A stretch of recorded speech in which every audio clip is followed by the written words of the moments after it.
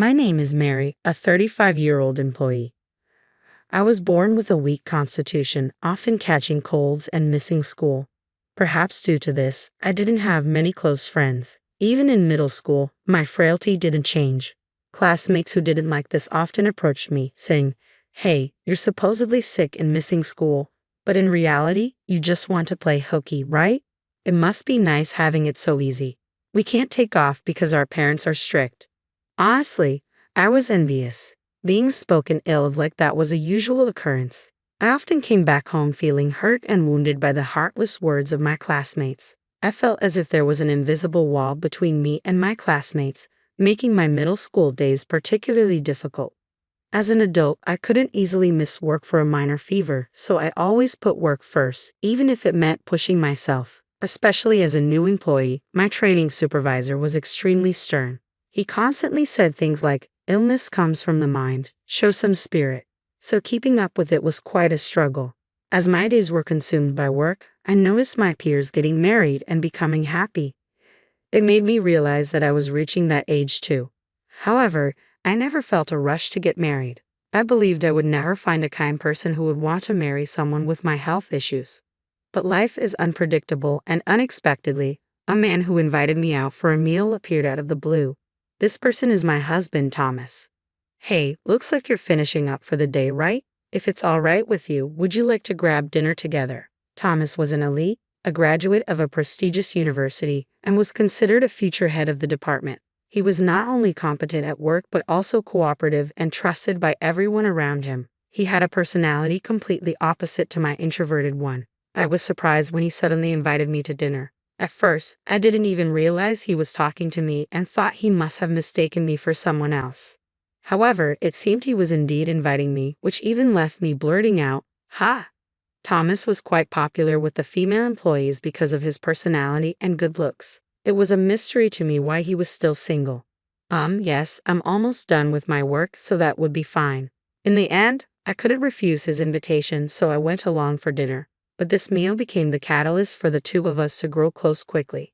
He was very friendly, and the conversation flowed naturally. It was the first time in a long time I had been able to laugh and talk with someone other than family. Although I had to head home because of work the next day, I found myself wishing I could spend more time with him. We started spending more time together after that meal, and 3 months later, we began dating. Considering our ages, we decided to marry. A year after we started dating, we found a small apartment near the train station and moved in together. I never imagined I'd get married and truly believed I was about to start a happy life. I never expected this marriage to be the beginning of a nightmare. Shortly after getting married, he gradually began to reveal his true nature. After our marriage, I switched jobs and started working at a different company. It was a company with many female employees. During the interview, when I mentioned my health issues, they reassured me that with so many women working there, I shouldn't worry. Today, I was able to take a day off due to their understanding. "Hey, why are you sleeping? The head of the household is back. Shouldn't you welcome me home? You're so dumb." As soon as I got home, he came into the room with a sulky face, seemingly displeased that I hadn't greeted him. "I'm sorry. I was feeling unwell today and took the day off from work. I'm about to make dinner. Why don't you go take a bath first?" Upon hearing these words, Thomas, who was already in a bad mood, said, "Ha! You're just starting to make dinner now? When a husband comes home, it's obvious that dinner should be ready. Are you lying about being sick just because you want to skip household chores? You're such an incorrigible woman." His words reminded me of what my classmates used to say to me back in my school days. They would often say I was skipping class under the guise of being sick. Their words would always hurt my heart, but even when I was feeling sick, Thomas never helped with the chores. Instead, he treated me like a housemaid. Then one day, a certain incident happened. I felt particularly bad that day, with a fever exceeding 104 degrees and dizzy to the point where I couldn't even stand up. Ideally, Thomas should have taken me to the hospital, but instead, he grabbed his carry-on bag and walked straight out the front door without a glance at me. "Wait a minute, you're leaving me in this condition?" Shocked by his indifference, I couldn't help but shout, "It can't be helped. It was planned from before. Take care of the rest." With that, he really left the house. About 30 minutes after he left, my condition worsened. I called an ambulance myself and was taken to the hospital. My parents and my brother came rushing to the hospital as soon as they heard the news. While receiving an IV, I explained everything that had happened so far. As I spoke, both my parents' and brother's faces turned red. Leaving his sick wife behind to go on a trip, this behavior was unacceptable not only to my parents but also to me. That's why I decided to carry out a certain plan with my parents and brother. I did text him that I was hospitalized, and soon after, I got a message from Thomas. I'm about to head home, so I called the house, but no answer. Are you still in the hospital? Come home and cook my dinner. Seeing this message, my brother decided to call Thomas. Surprised by the sudden call from my brother from my phone, Thomas assumed it was me and started talking arrogantly. However, when he realized it was my brother, he immediately changed his tone and started apologizing. But it was too late. With a low, angry voice, my brother said to him, "Sorry to inform you, but Mary won't be coming back to that house. She passed away." What? Even Thomas couldn't hide his surprise at the shocking words that suddenly came out of my brother's mouth. However, he soon regained his composure and said with a nonchalant tone, "I see. Understood. Once things settle down, I'll take care of the necessary procedures. Thank you for everything till now," and with that, he hung up the phone. Wouldn't most people, upon hearing their wife had passed away while traveling, rush home in a panic? Yet he, far from showing concern, hasn't even asked about the funeral schedule. In other words, he couldn't care less about me. After that, I felt something snap within me. From then on, I decided to carry out a plan that my brother had devised while he was at work. I returned home. I deliberately cleaned up the messy room until it sparkled, folded the laundry that had been hung up, and put away the dishes, taking great care not to drop a single speck of dust. During that time, I checked things like the drains and toothbrushes. After doing this a few times, my brother received a call from him. "Hey, it's rare for you to call. What's up?" Although he spoke calmly, my brother's eyes were smiling. He probably knew he would get a call. Unaware of this, he said over the phone, can I ask you something? Did you go into my room while I was out?" "Into your room? No, I didn't go in. Why would you ask that?" Perhaps even he, as insensitive as he is, found it eerie that the room was constantly sparkling clean, so he thought my brother was entering the room and called to confirm. The thing is, the room that was messy until this morning is incredibly clean. When I returned home, the trash on the floor was thrown away, the laundry is folded. Something is weird. Did you come to pick up Mary's stuff? Speaking with a tremor in his voice, my brother replied, "Oh, come on, there's no way I'd do that. I never got a spare key to your room for my sister when she was alive, and our mom has been too busy with work lately to visit you there, Thomas. You must be tired to think this way." Although it was my brother who planned it, I was the one carrying it out. Even for my brother, it was impossible to enter the room without permission. Therefore, in legal terms, it's still me, his wife, who is doing this. I, who was listening to the conversation next door, had a hard time not bursting out laughing. If your room was ransacked, I could understand. But it's clean. Is there a problem with that? No, that's not it. It seemed he had something he didn't want to say. My husband fell silent. A few days later, there was another call from him to my brother's cell phone. Apparently, strange things continued to happen after that, so he consulted with the police. However, the police officer did not take his story seriously. Because if things were missing, they could understand. But when he explained that the rooms were sparkling clean, the laundry was folded, they laughed and said, "Are you living alone? Maybe your mom came from your family home and cleaned up your room, or did you forget that you cleaned up while you were drunk? Anyway, since nothing is missing, you should be grateful." That's unfortunate, but as the police officer said, nothing is missing. That's a good thing, right?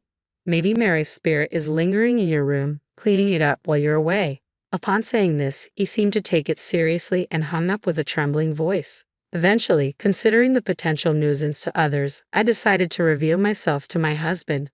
One day, timing it perfectly with my husband Thomas's return, I entered the room to find him asleep on the sofa, his face flushed red. He might have come back from a drinking party, or maybe the alcohol helped him sleep better. The table and floor were strewn with cans of beer.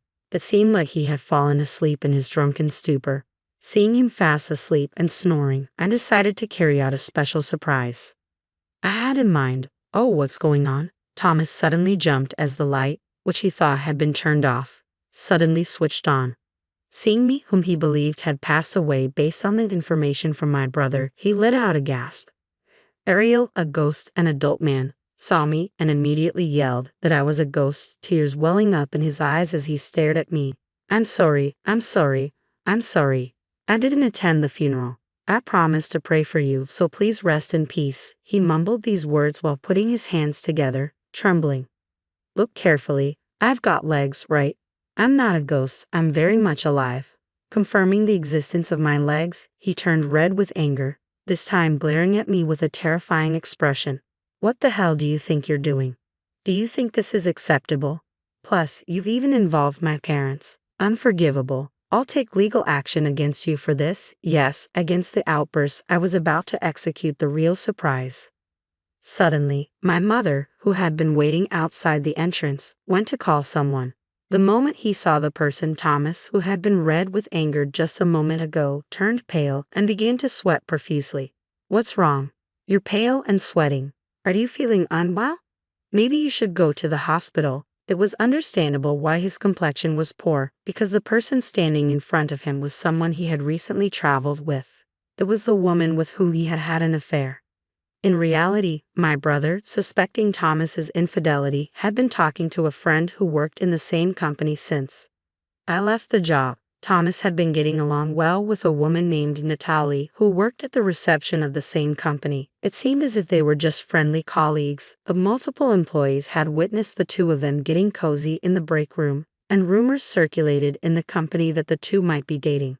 Many employees knew that he was married to me, so they immediately realized that their relationship was something more than just friendship. His good friends were torn between reporting this to me and the boss. They were hesitant because they were worried about me, who had always been weak, and how I might fall sick from the shock. Hearing this, the woman bowed her head and bit her lip, unbearably embarrassed. Thomas, feeling embarrassed, called his mother to explain the situation. In response, his furious mother shouted at us with a ferocious tone. What is this? Being my son like this, I've always disliked you. Despite not graduating from a prestigious university, you are so arrogant. On top of that, you all tricked my son and hurt him, which is unforgivable. I'll make sure you divorce. There will be no alimony. Whether it was because she had been shouting or not, she was taking heavy breaths, her shoulders heaving up and down. Of course, if she didn't know the situation, it was only natural for her to be upset, thinking we were bullying Thomas one-sidedly. However, my father spoke calmly, explaining the whole situation to my fuming stepmother. The first time she heard this, she had a look on her face that said she could hardly believe it. When he explained that her son had abandoned his wife, who was suffering from poor health, to go out with his mistress who was in the room, it seemed she finally noticed the presence of this mistress. Her previous bluster was gone, and she was simply shaken. The woman, feeling completely uncomfortable, bowed her head in apology to us. I am so sorry. I will fully pay you damages. Please forgive me. Unlike her flustered boyfriend and dazed mother-in-law, the woman bowed deeply and apologized. I had her write a promissory note on the spot. When I told her I would consult a lawyer at a later date, she responded in a frail voice, "Understood." I couldn't possibly forgive someone who had done this to me. I showed him the filled-out divorce papers and said, "I can't possibly forgive you for this. I'm going to consult a lawyer about everything that's happened." After that, I divorced him. Because he didn't come to my aid when I was ill, I ended up receiving a significant amount of money. With that money, I rented a small apartment and have been commuting to work from there. The office is still full of talks about the two of them, but I don't know if it's because he's thick-skinned or what, but he continues to work as if nothing has happened. Hearing about that doesn't make me feel anything. If anything, I think, so that's what kind of man he was. I decided to try and forget about this as soon as possible and threw myself into my work even more than before. Even with difficult tasks, I worked hard to understand them while asking my boss, and it seems that my efforts were recognized as I was chosen for a 1-year overseas assignment. I am already fluent in English, so I won't have any trouble living abroad. Just as I was getting excited about my overseas assignment, I suddenly started getting repeated calls from an unknown number.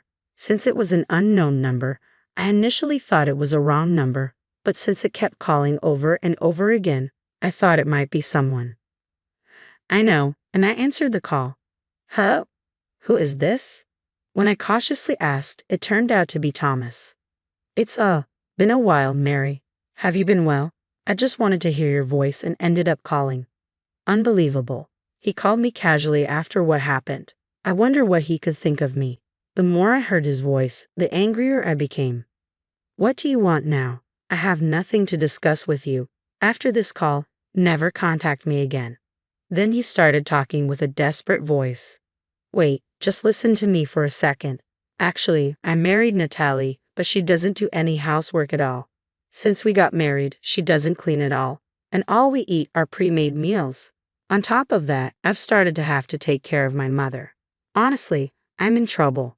Although she looked beautiful and neat, in reality, she didn't do any housework. All the meals were grab-and-go food or ready-made meals, and she didn't clean, so the floor was covered in dust. On top of everything, he had to begin to take care of his mother, and in desperation, he turned to me for help. I couldn't help but let out a heavy sigh over the phone, and I felt more certain than ever that breaking up had been the right choice. I'm sorry, but I'm scheduled for an overseas assignment, and there's nothing I can do. Besides, she's the woman you chose. You can't blame anyone else. Take care of your own wife. Upon learning I couldn't assist due to my overseas posting, he pleaded, help me. Take me with you to your new overseas position. I can't stand this filthy woman anymore. Life was better with you. Give me another chance. But even if he asks for another chance, he wanted this outcome. No matter how much he struggles, he can't return to the previous state. He was still talking over the phone, but I left him hanging, said I had work, and ended the call. Then I blocked his number. He didn't like that. It seems that very day he showed up at my parents' house, demanding a remarriage and help, spouting nonsense. My father called the police, and he was taken to the station. The company found out about this, and he got fired. He also got divorced, and to pay alimony, he is helping out with the family business while taking care of his mother. Apparently, the family business is physically demanding and quite harsh, and he tries to run away from home many times. But each time he is brought back by relatives, and he seems to be having a hard time every day.